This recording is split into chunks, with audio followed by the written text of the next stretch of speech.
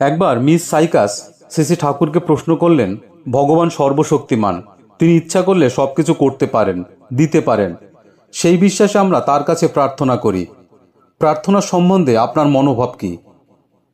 শ্রী ঠাকুর বললেন, আমি ভাবি পরম পিতার দয়ায় আমরা যেন অভ্রান্ত পথে চলে সফল হতে পারি। আশীর্বাদ মানে বিধিবাদ, অনুশাসনবাদ, কিভাবে কি করতে হয় তার নির্দেশ।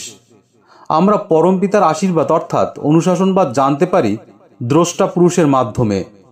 সেই পথ ধরে যদি চলি, করি, তাহলেই কৃতকার্য হতে পারি। তার প্রতি ভক্তি ও নতি যত থাকে, ততই চলাটা হয় সুষ্ঠু। ডেভিয়েটিং মুভ অর্থাৎ ব্যতিক্রমী চলন যায় কমে, এবং তাতে কৃতকার্যতার পক্ষে সুবিধা হয়।